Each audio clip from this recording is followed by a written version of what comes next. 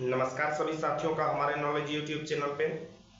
आज का टॉपिक है जाति, आय और आवासीय बनाने से लेकर आवेदन की स्थिति देखकर एवं डाउनलोड करने तक बताया गया है।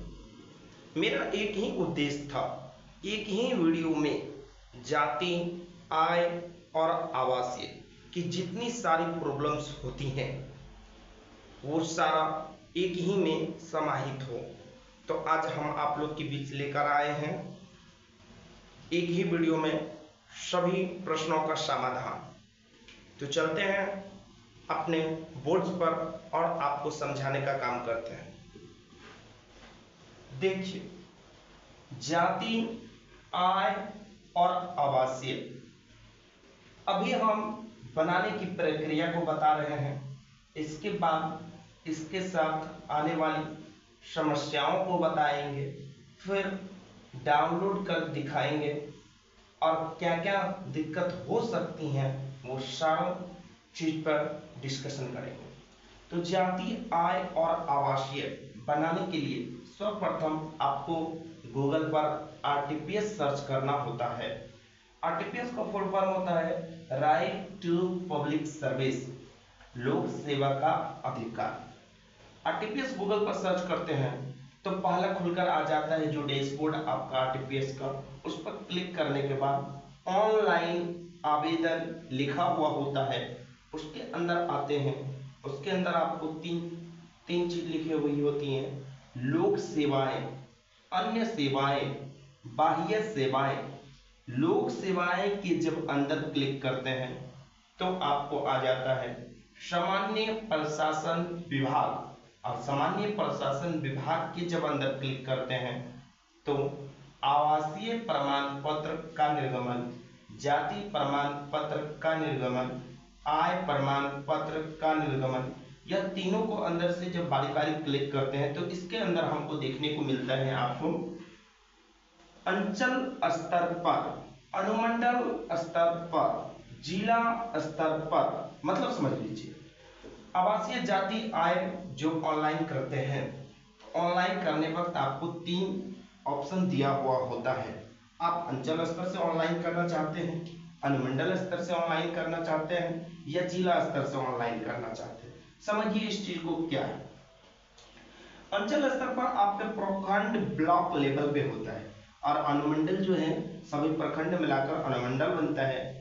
उससे ऊपर की स्टेप अनुमंडल होती है और सभी अनुमंडल मिलाकर जिला का निर्माण होता है और जिला ये सबसे ऊपर स्थित जिला होती है।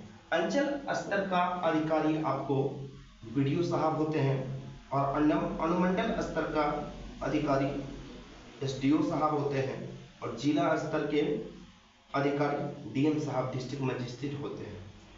तो यदि आप अंचल स्तर पर करेंगे तो आपके पेपर को स्वीकृति और अस्वीकृति बीडीओ साहब के साइन से होगी, अनुमंडल में एसडीओ से होगी, जिला में डीएम सर के लेवल से होगी।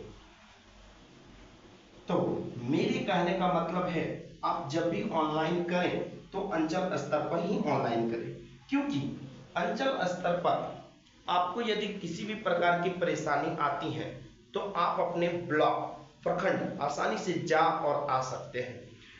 अनुमंडल दौरा करना थोड़ी सी आपके लिए परेशानी हो सकती है और जिला स्तर पर जाने के लिए बहुत सारी काफी परेशानियों का सामना करना पड़ जाएगा। इसलिए अंचल स्तर आरओ लेवल पर इशू कीजिए और उसी पर क्लिक करके आप अपना जाति, आवासीय, आय बनवाइए।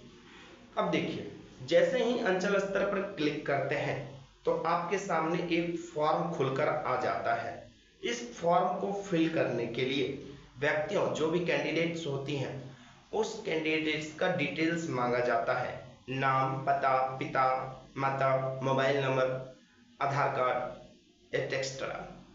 तो यह फॉर्म भरने के लिए हम पहले ही बता चुके हैं, जिसकी वीडियो डिस्क्रिप्शन में लिंक डाला गया है, आप जाकर वहां देख सकते हैं। जाति, आय और आवासीय के लिए फॉर्म किस प्रकार भरा जाता है, इसकी वीडियो की लिंक डिस्क्रिप्शन में दे दिया गया है, आप जाकर वहां देख सकते हैं।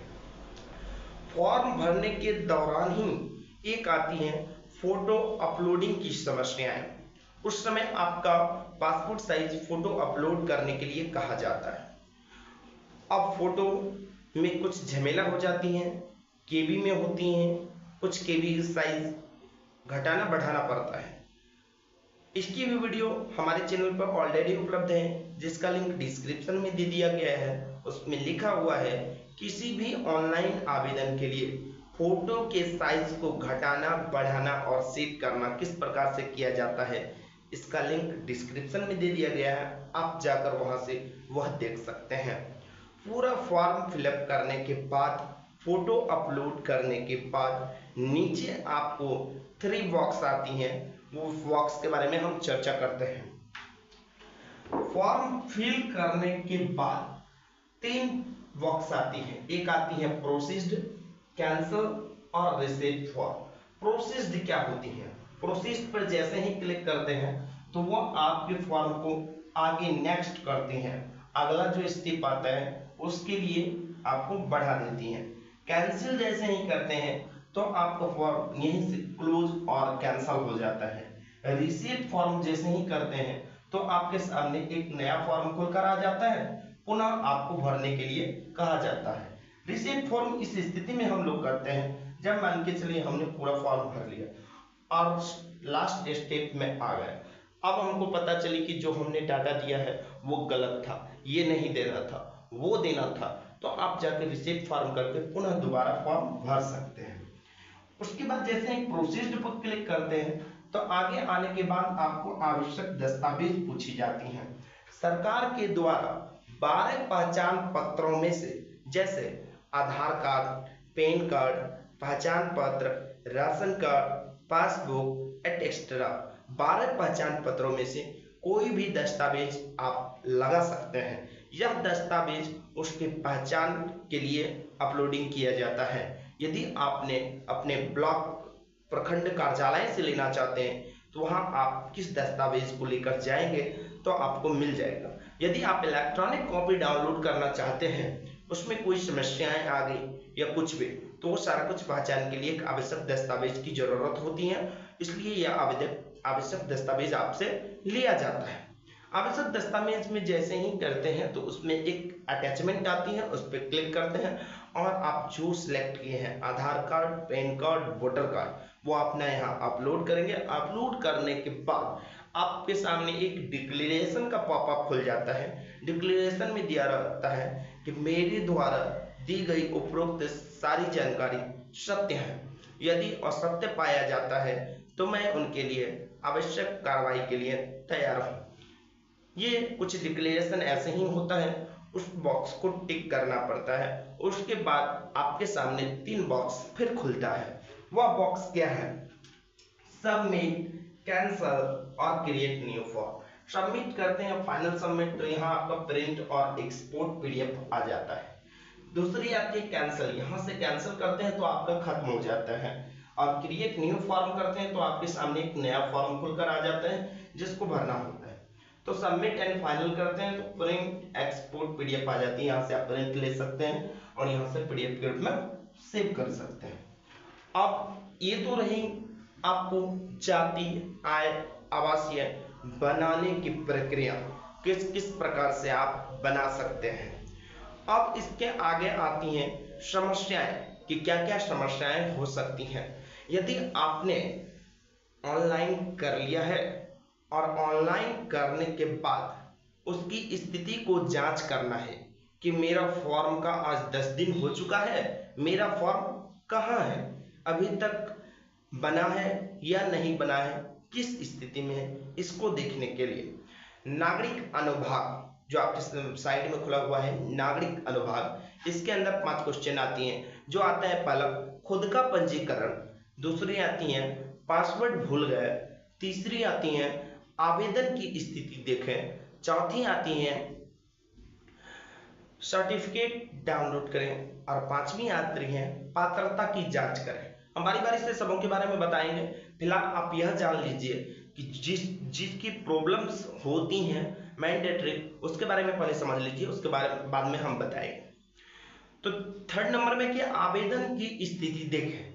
आवेदन की स्थिति पर जैसे ही क्लिक करते हैं तो उसमें कुछ डिटेल्स मांगी जाती हैं और आपकी आवेदन की स्थिति को दिखा दिया जाता है। वह आवेदन की स्थिति में यदि आपकी अधिकारी के द्वारा एक्सेप्ट कर लिया गया है तो अप्रूवल दिखेगा और व्यू एंड डाउनलोड सर्टिफिकेट दिखेगा। दूसरी बात, अंडर प्रोसेस दिखती है। अंडर प्रोसेस मतलब पेंडिंग, आपके प्रोसेस कागजात में प्रक्रियाएं जारी हैं, अंडर प्रोसेस दिखाता है। और तीसरा दिखाता है रिजेक्ट। रिजेक्ट के नीचे रिमार्क्स का ऑप्शन रहता है और रिमार्क्स में बताया जाता है कि आपकी किस वजह से यह रिजेक्ट हुआ है, वो कारण दिया जाता है। उस कारण पे यहाँ क्लिक करके आप वहां से सबमिट करने के बाद पुनः आपका फिर आगे नेक्स्ट डे के लिए फॉरवर्ड हो जाता है। ये थी आवेदन स्थिति देखने के लिए। हालांकि हम आपको कुछ झलक इसकी डेस्कटॉप पे हम अपने कंप्यूटर पे कर दिखाएंगे, तभी यह समझ में आएगी। सिर्फ समझाने के लिए हम बता रहे हैं, या थोड़ी सी झलक लास्ट में हम कंप्यूटर की भी देंगे जिसमें आपको पता चल पाएगा कि क्या क्या मांगा जाता है। दूसरी आती है पावती का सर्टिफिकेट डाउनलोड करें। यदि आपके मोबाइल पे एसएमएस के द्वारा पता चल गया कि मेरा सर्टिफिकेट बन गया है, बनकर ऑलरेडी तैयार है, तो आप यहाँ से डायरेक्टली डाउनलोड कर सकते हैं।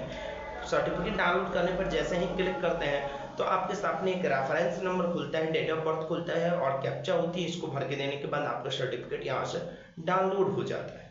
पात्रता जांच करें मतलब अब कोई भी बाहर से आए हुए व्यक्ति हैं, वो आरटीपीएस का लाभ लेना चाहते हैं, यहाँ के अस्थायी निवासी हैं, परमानेंट नहीं रहते हैं, तो क्या वह यह लाभ ले सकते हैं या नहीं ले सकते हैं। तो पात्रता जांच पे क्लिक करते हैं। क्लिक करने के बाद आपसे कुछ सवाल पूछी जाएगी कि आप जिस एड्रेस पे अभी रह रहे हैं वह आपका स्थायी है या अस्थायी है।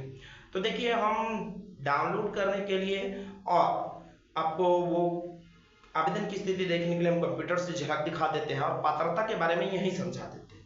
तो पात्रता पे जैसे ही क्लिक करते हैं तो आपसे कुछ सवाल पूछी जाती हैं, क्या आप जहां रह रहे हैं यह आपका परमानेंट है या टेम्पोररी है।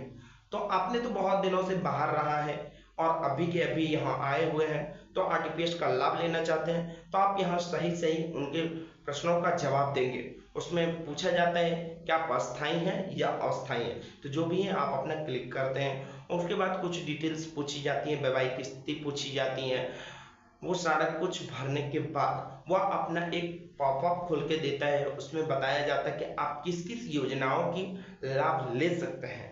तो जो योजनाओं की लाभ ले सकते हैं, यदि उनके अनुसार संतुष्टि है तो आपको लाभ मिलेगा। यदि उनको लगता है ऐसा कि नहीं, आरटीपीएस की पात्रता के अंदर आपका एलिजिबिलिटी नहीं आता है, तो फिर वो आप यहाँ नो रिकॉर्ड्स फाउंड करके का लाभ नहीं ले सकते हैं। इस प्रकार से ये पात्रता हुई। चलिए हम अपने डेस्कटॉप पे करके आपको दिखाते हैं कि किस प्रकार से कुछ झलक हमने जो समझाया इसको डेस्कटॉप पे करके दिखा देते हैं। आ गए हम अपने कंप्यूटर डैशबोर्ड पर और आप लोग को करके दिखाते हैं। नागरिक अनुभाग में आता है खुद का पंजीकरण, पासवर्ड भूल गए, आवेदन की स्थिति देखें, सर्टिफिकेट डाउनलोड करें और अपनी पात्रता जाने। आवेदन की स्थिति पर जैसे ही क्लिक करते हैं तो आपके सामने यह खुलकर आ जाता है। कुछ नेट स्लो चल रही है जिसकी वजह से थोड़ा वक्त ले रहा है। ये देखिए आपके सामने खुलकर आ जाता है application details. Select an option to track application. आप जो ट्रैक करना चाहते हैं किस माध्यम से ट्रैक करना चाहते हैं, थ्रू एप्लीकेशन रेफरेंस नंबर के माध्यम से या थ्रू ओटीपी एप्लीकेशन डिटेल। तो ओटीपी देने में परेशानी होती है, इस वजह से हम क्या करेंगे, थ्रू एप्लीकेशन रेफरेंस नंबर से हम सर्च करते हैं और एप्लीकेशन रेफरेंस नंबर आपके रिसीविंग पे दिया हुआ होता है, या एप्लीकेशन रेफरेंस नंबर इसमें डाल देंगे। उसके बाद पूछा जाता है track through application submission date या एप्लीकेशन डिलीवरी डेट। यह होती है आपको एप्लीकेशन सबमिशन डेट जिस दिन आपने ऑनलाइन किया था, और दूसरी हो जाती है एप्लीकेशन डिलीवरी डेट, आपको संभावित प्राप्त होने की तिथि जो है वो आपका डिलीवरी डेट हो जाता है। इस पर जो भी है इसमें क्लिक करते हैं। क्लिक करने के बाद वर्ड वेरिफिकेशन के आपके सामने एक कैप्चा आ जाता है। वो कैप्चा इसमें क्लिक करने के बाद सबमिट करने के बाद आपके सामने जो डैशबोर्ड खुल कर आता है, वो डैशबोर्ड में बताया जाता है कि आपका अप्रूवल हो गया है। यदि आपका अप्रूवल हो गया तो व्यू एंड सर्टिफिकेट डाउनलोड वहीं पर आ जाता है। यदि आपका पेंडिंग है तो अंडर प्रोसेसिंग दिखाता है। उसमें आप कुछ भी नहीं कर सकते हैं। और लास्ट में दिखाता है आपको रिजेक्ट। रिजेक्ट के नीचे रिमार्क्स का ऑप्शन आता है। रिमार्क्स के ऑप्शन में ये किस वजह से आपका रिजेक्ट किया गया है उसकी वजह बताया जाता है। उस पर साइड में ही क्लिक का ऑप्शन रहता है। क्लिक पर करने के बाद जो है आप वो रिजेक्शन रीजन को देकर पुनः सबमिट कर सकते हैं। सबमिट करने के बाद आगे नेक्स्ट डे के लिए यह फॉरवर्ड हो जाता है। अगला नेक्स्ट है आपको सर्टिफिकेट डाउनलोड करें। सर्टिफिकेट डाउनलोड में जैसे ही क्लिक करते हैं तो आपके सामने इस प्रकार का डैशबोर्ड खुल के आ जाता है। देखिए सेलेक्ट सर्विस पूछता है कि आपने जो ये सर्विस कौन सा सर्विस, तो आरटीपीएस हम कहते थे इसलिए आरटीपीएस दे देंगे।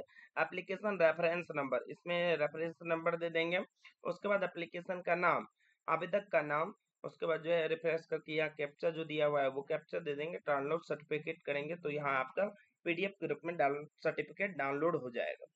नोट्स ध्यान देने वाली बातें हैं कि कृपया आप अपने आवेदन के निष्पादन होने के 24 घंटे बाद ही अपना प्रमाण पत्र डाउनलोड करें। मतलब जब से आपके मोबाइल पे एक एसएमएस के रूप में प्राप्त हुआ आपका सर्टिफिकेट बनकर तैयार है, डिजी लॉकर पर जाकर आप अपना डाउनलोड कर सकते हैं। तो आपके एसएमएस प्राप्त होने के 24 घंटे बाद आप अपना आकर प्रमाण पत्र डाउनलोड कर सकते हैं। नेक्स्ट आती है अपनी पात्रता जाने। अपनी पात्रता जाने पे क्लिक करते हैं तो ये बताता है कि no audio eligibility government of Bihar sector. सेवा का प्रकार, आप किस सेवा के लिए, गवर्नमेंट ऑफ सिटीजन सरकार से नागरिक या गवर्नमेंट ऑफ बिजनेस सरकार से व्यापार।